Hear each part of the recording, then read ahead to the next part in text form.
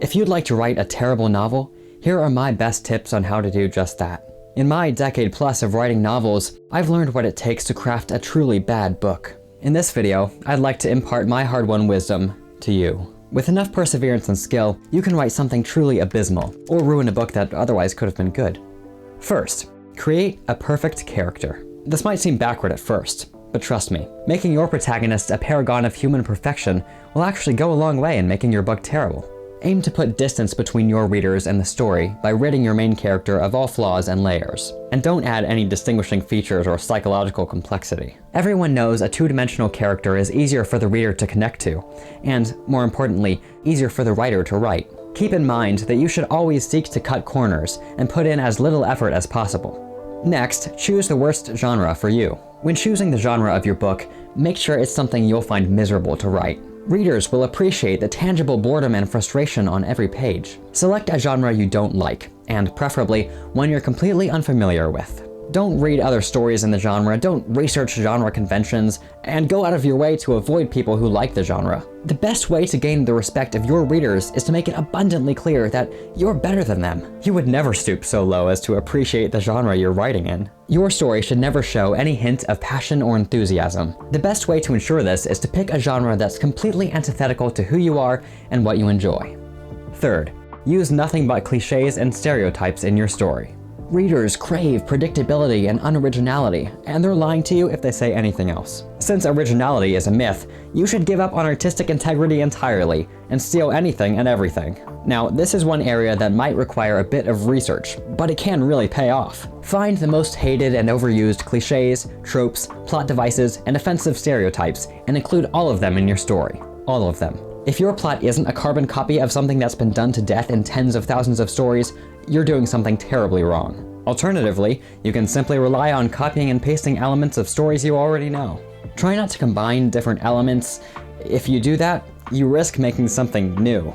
When writing your characters, use stereotypes. The more outdated and offensive, the better. This will show your readers that you have no respect for their intelligence or sensibilities. As a writer, you're naturally superior to the rest of your species. This means you can write whatever you want, with flagrant disregard for truth, morality, and society. Fourth, confuse your reader. The best advice on story structure can be summed up in one word: anarchy. Throw out everything you've ever heard about themes, narrative tension, and character arcs. Your goal is to make your story utterly impenetrable and completely meaningless. You know what they say, you confuse, you win. Right? You should make it impossible for your reader to follow what's going on. Add as many unnecessary subplots and characters as you can.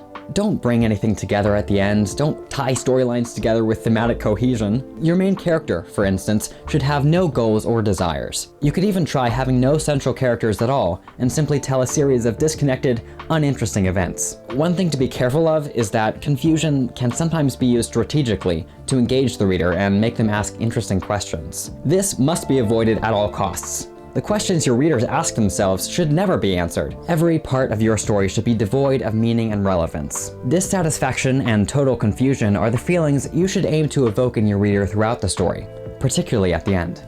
Fifth, write like a machine. And I don't mean writing consistently or having a plan to finish your book. That's ridiculous. I mean your prose should be as lifeless as a manual on changing smoke detector batteries that also happens to be 500 pages long. Creativity is your enemy. Again, use cliches as much as possible in your writing. Make every character's dialogue sound the same. Avoid using metaphors, evocative imagery, and wit. Stay away from symbolism, subtlety, subtext, satire, similes, alliteration, and any other literary devices that can make your writing interesting. Every sentence should be dull. Not one line should be quotable or memorable. Do your best to use as limited a vocabulary as possible, and constantly repeat yourself. Limit your vocabulary. Repeat yourself constantly. Remember, your readers are incredibly stupid, and they should always be reminded that you think that.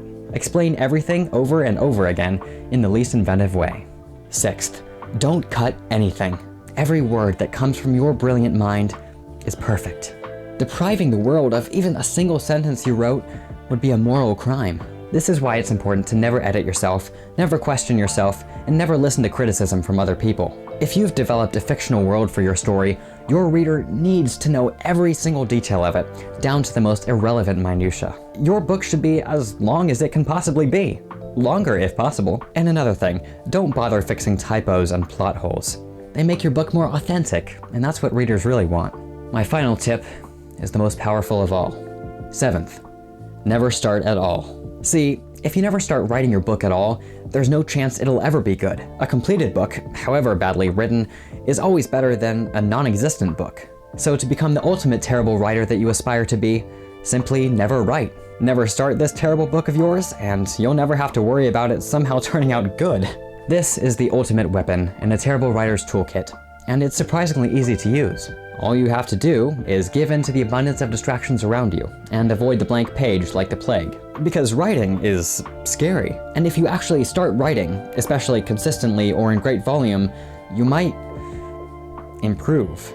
You might eventually become a good writer, and we can't have that. Now that you've learned how to write a terrible novel, you might want to know how to write a good one. I honestly can't imagine why, but if, for some reason, you want some writing advice that's actually good, I guess you could watch one of these videos.